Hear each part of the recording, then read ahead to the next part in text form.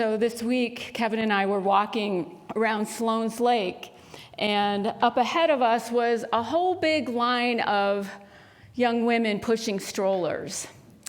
And as I often do when I'm going by a stroller, I always want to peek inside, So there was a whole big line of them, and I'm looking in them, and we keep walking past them because they were walking slower than we normally like to. Our pace was a little faster. I keep looking, and they all look like they're the same size. And I said to one of them, "Are all these babies born on the same day?" And she said, "No, but they're all born in May." And so we get to this long line there's lots of them, all these little babies. And I said, "Did somebody create a meetup?" And they said, yeah. And I thought, what a cool thing that these women, somebody, one or two of them, had a vision of wanting to meet other moms who like to walk, who had babies born in May. They want to get to know other people, have play dates for their kids as their kids grow. And what a cool thing. They're using their power of imagination to envision this and then stepping into creating it. And there were at least 10 women with babies born in May walking around the lake. I thought it was so cool. Most of us don't do that. Most of us live our lives from the outside in instead of the inside out. What would we love? Instead, we react to things that are coming at us, things that are happening in the world. And we are tired. We're tired. Like we're reacting, where our lives are just one series of reactivity after another to what's going on outside of us instead of creating what would we love. I share this because we're talking about the power of imagination today. Unity has this wonderful teaching called the 12 powers, which are abilities that we use within consciousness, with our thoughts, with our emotions, with our beliefs. We use them, and we're always using them, whether we know it or not, in our lives. So we can use them from a sense standpoint. We can use them from a personality standpoint. We can use them from a Christ consciousness standpoint, where we create and envision and dream of what we really would love in our lives. And so today's talk is dream a little dream with me. Dream a little dream with me. We did this little exercise with the kids this morning, which was so sweet, about what do you see? What are you looking at? What do you dream about? Looking at the clouds. How many of us have done that? I bet everybody in the room would raise your hand. How many of you ever looked at the clouds and seen something? It's not actually there, right? But we can envision it. We can see that. And so we can use this power of imagination to see things that aren't actually there, to see the potential, see the possibilities. We can also use this power of imagination to worry, to create anxiety, to create things that aren't actually happening. This boogeyman under the bed. I just watched a video that my daughter told me about. It's about a dog named Bunny, who there's these buttons that Bunny pushes with her paws, and they have words. And Bunny was pushing these buttons, and Bunny put stranger. And the owner of Bunny said, "Stranger where?" And Bunny pushed a button, said, "Upstairs." Stranger upstairs. So the owner says, "Well, let's go upstairs and let's look and let's see." And they look in all the bedrooms, and there's no stranger upstairs. And they go back down, and she says to Bunny, "Bunny," and this is true, you can check it out on YouTube. There's a video, anyway. But so she says to Bunny, there's no stranger upstairs. There's no stranger in the house. And Bunny hits another button and said, "Oops." So cute. So we can use our power of imagination. We can use our power of imagination to create things that aren't there, for the good or for worry, for anxiety. Napoleon Hill says this: You probably have heard this one. Whatever the mind can perceive and believe, it can achieve. If you believe and perceive there's a stranger upstairs, you can achieve the worry of that stranger upstairs. If you believe and perceive that there's so much potential in the world, there's so much potential in your life that you're just scratching the surface of the possibilities that you can manifest, you can achieve that. You can achieve that. It's so important for our lives to have vision, to create, to imagine. In the Bible, it says in Proverbs, it says, where there is no vision, the people perish. People, metaphysically in the Bible, people represent our thoughts. So where there is no vision, where there's nothing for them to attach to, the thoughts will just perish. They'll just die away. And if we look at this from a different standpoint, where there is no vision, we feel dead inside. The people perish because there's no meaning, there's no sense of purpose, there's no place where we're going. We are, as human beings, we have an innate instinct to seek. In fact, neuroscientists say that it depends on who you read. There could be 7, there could be 9 basic human instincts. Seeking, they pretty much agree that seeking is the most important one. Seeking. Now, in primitive days, seeking was to seek shelter and water and food. But in these days, seeking is to seek meaning for our lives. To seek vision, to seek purpose, that we're always constantly seeking. And so we can use our minds, our consciousness to envision what we would love for our lives, what we would love. In fact, I read an article that said that about 47% of our day we spend thinking about things that aren't actually happening. 47%. So we're thinking about the past with all its guilt and all its regret, or we're thinking about the future with maybe anticipation, maybe worry, maybe anxiety, and not being fully in the present. And we teach a lot about being mindful and being in the present, but it's also really important to spend some time daydreaming, to spend some time purposely visioning, purposely creating, and answering the question, what would I love? What would I love? Not what can I do, not what should I do, but what would I love? What would I love? Robert Kennedy says this, some men see things as they are and say, why? I dream of things that never were and say, why not? Why not? Anything that we can envision for ourselves, anything that we can dream, have a little dream or a huge dream, we can create. Because in Unity, we teach Spirit put that there anyway. And Spirit's not going to put something in our consciousness if we can't achieve it. It's just that we can't achieve it with the same level. We need to move outside of that and stop thinking about the hows and just focus on the what. What would we love? What would we love our lives to be like? What would we love to do, have, be? What would we love? Next month, we're going to start a Prosperity Plus class, which we brought here. We may have had the first one in 2013.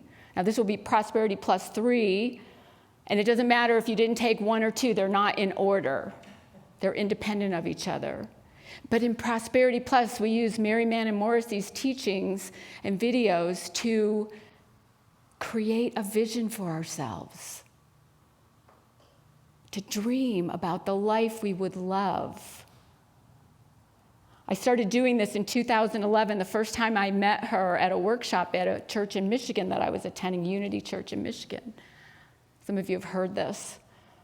It changed my life dramatically.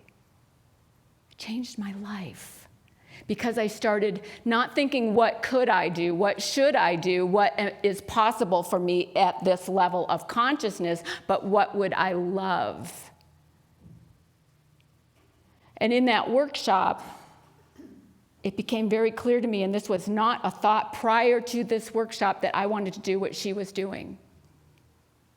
That I wanted to teach and lead and share stories and help people see that they have much more value than they even give themselves credit for.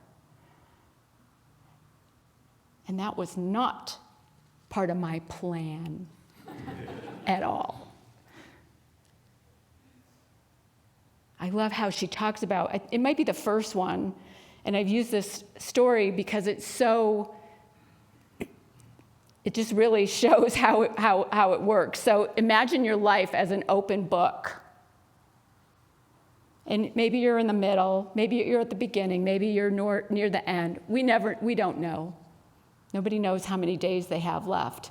But on the left side of the book, your left side of the book, are all the stories that you have written your whole life, all the things that have happened to you, all the things that you have done, all the things that you have been. And on the right side of the book are blank pages. And it doesn't matter who you are, doesn't matter what you've done, doesn't matter, and nothing matters except that if you're still breathing, this side of the book is blank and you get to choose. Are you going to just let life dictate, let the news, the society, the country, the government, whatever, decide what's going to be written on those pages, or are you going to create it by setting a vision, by dreaming a little, by answering the question, what would I love? What would I love? In all areas of your life. There's no limit. The only limit is the limits we put on ourselves. What would I love? And you get to decide what you would love. What you would love. It doesn't matter what seems possible at this moment. Linda Martellowitz says this in Divine Audacity in this chapter on the power of imagination. Our prefrontal cortex, a relatively recent evolutionary development, gives us the capacity to envision possibilities beyond our knowledge. By this power, we can leap from what is to what can be. We can leap from what is to what can be. We have this ability. Why wouldn't we want to use it? To create, to dream a little, to have a life that we love. Have a life that we love. It's changed my life.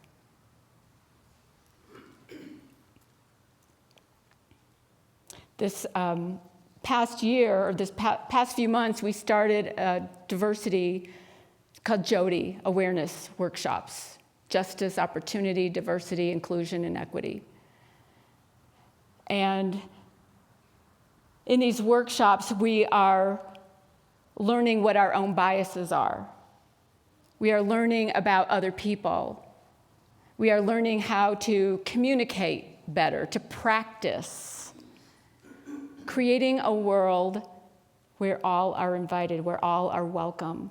That's the purpose, to create that. Many of you in our focus groups a year and a half ago said that's exactly what you wanted here. You wanted to be more inviting, more welcoming to all people, to everyone. And so we started these workshops, and tomorrow is the last of the 4. Doesn't mean it's over. It may be the last workshop, but this is a lifelong process of being more welcoming, of seeing what's in our own consciousness, of where we get tripped up, of how we react. It's important work.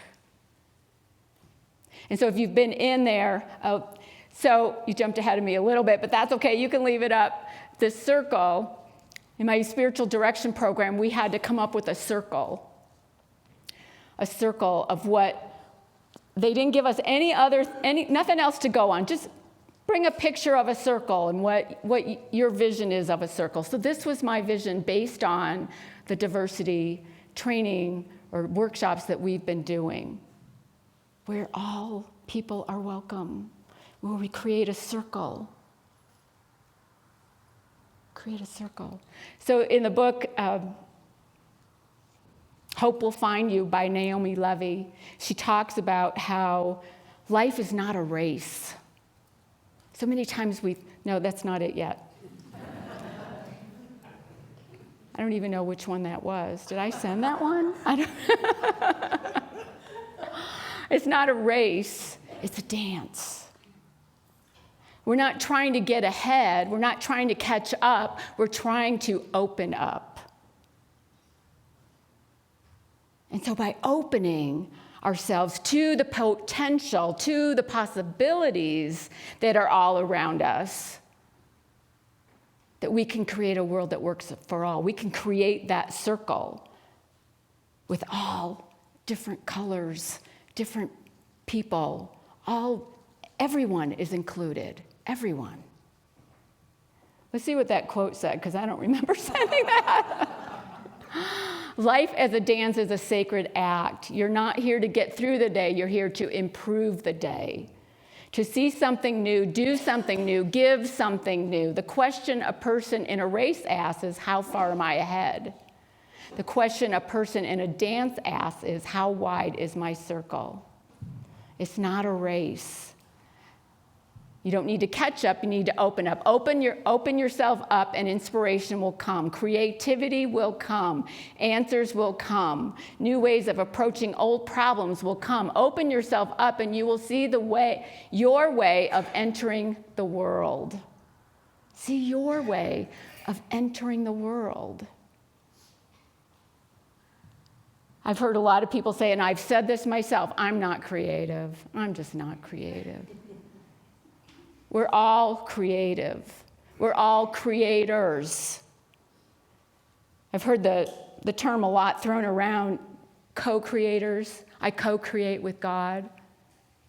One of my teachers, Paul Hasselbeck, would say, no, don't even say co-create, create. Co-create denotes separation, that we are separate from spirit. No, we create. We are created in the image likeness of God, and so we are, as spirit is, creators. Creators. And we get to choose what we're going to create for our lives. Good, bad, not so good, whatever we choose. Jesus, in his ministry, went around to Jewish communities in the beginning. And he was having a lot of resistance from the leaders of the time, from the people of the time. His own disciples didn't understand him. And then he went to the Gentile communities. It's an invitation for us to not just stick with our kind, not to stick with like-minded people, but to open up to others, to widen our circle. So in the book of Mark, Gospel according to Mark, there's a story about Jesus going to a Gentile community, and he's with some of his disciples, and he gets out of the boat and he goes right to a cemetery. And in the cemetery, there's a man that has been chained, has been bound, and he's yelling and he's screaming, and they didn't know much about mental illness at that time. But he has broken through all the chains, and he's just yelling, and he says to Jesus, "What are you doing here? What do you think you're going to do here, Son of God?" And Jesus just listens to him. And Jesus says, "What is your name?" And the man says, "We are called Legion. We are many." So the people of that time believed he was possessed of many evil spirits. And so Jesus then noticed a herd of pigs, of wild boars. And Legion said to Jesus, "We want to go into those pigs. Move us out of this man and into those pigs." And he did, and the pigs went over a cliff and fell and drowned. And the herdsman was just afraid. I mean, there's all his 2,000 pigs going off the cliff. What does that mean? And then the man is calm, is fine. And all the townspeople come out and they see that he's fine, that he's of his right mind again.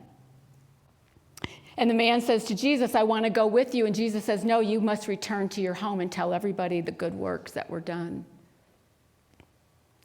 So I want to take this story briefly, and I'm going to read it to you out of this translation by Thomas More, best-selling author of Care of the Soul.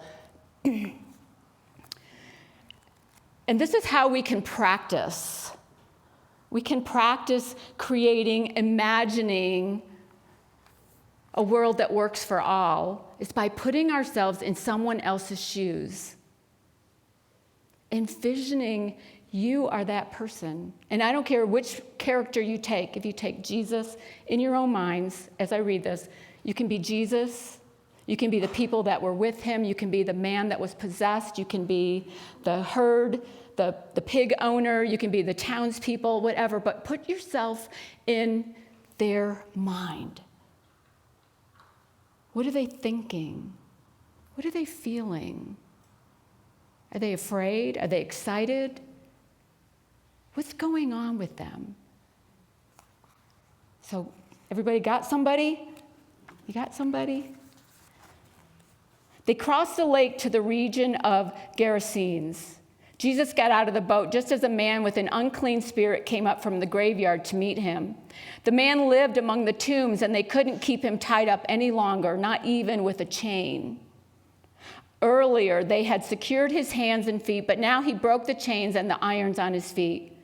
No one had the strength to restrain him. He would yell out night and day among the tombs and in the mountains and cut himself with stones. When he saw Jesus at a distance, he ran and fell down in front of him. With a screeching voice, he shouted, "What do you want with me, Jesus, Son of the high God? Swear by God, don't torment me." Jesus said, "Depart from this man, unclean spirit." Then Jesus asked him, "What's your name?" He answered, "My name is Legion. We are many." He begged Jesus not to expel him from the region. On a nearby hillside, a large herd of pigs was grazing. The spirits begged Jesus, "Send us into the pigs. We want to go into them." He did their bidding, and the unclean spirits exited the man and entered the pigs. The herd, about 2,000, rushed down the steep bank into the sea and drowned. The herdsman ran off and told the story in the town and the countryside, and the people went out to see what had taken place. When the people reached Jesus, they saw the man who had been possessed by Legion sitting there, clothed and in control of his faculties, and they were struck with fear. Those who had seen what had happened to the demon-haunted man told the others about it. They mentioned the pigs as well. The people then encouraged Jesus to leave their area. Jesus was just getting into the boat when the man who had been demonically possessed asked to go with him. Jesus said, "No. Go home to your family and friends and tell them how much the teacher did for you and how kind he was to you." So the man went home to Decapolis and told the story of all that Jesus had done for him, and the people were in awe. Did you put yourself in someone's shoes there? It can help us envision somebody other than our own limited thinking. Help us be more inviting by knowing somebody's story, by trying to understand what they're feeling. So we take this power of imagination to create a life we would love, and then we create a world we would love. Create a world we would love. Because we all have, as the story says, unclean spirits. We all have thoughts that aren't healthy, that aren't good for us, that don't serve others. We all do, we're human. But we can try to put ourselves in their story, understand what they're going through, and then go back home and tell the story. That's the hero's journey, to go back to your home and be more than you were when you left, to be more of the potential that you are. We all have this invitation all the time. All the time. We can be what we would love to be, do what we would love to do, have what we would love to have, if we just spend some time imagining what it looks like and live that vision, live as if. That's what we do in Prosperity Plus. Live as if it's already happened. And what happens, it's not magic, but it feels like magic. People will say, things came out of the blue, just appeared. But we've been working it. We've been taking baby steps, and if you take enough baby steps, you get up the mountain. We get where we want to go. So that's your invitation this week, to dream a little dream with me, or dream a huge dream with me. Whatever it is for you, dream. Because you're worth it, because your lives are worth it. Envision. What would you love? Don't stop asking that question of yourself. What would I love? And know that that's God saying, yep, you can have that. Dream a little dream. Namaste. Peace be with you.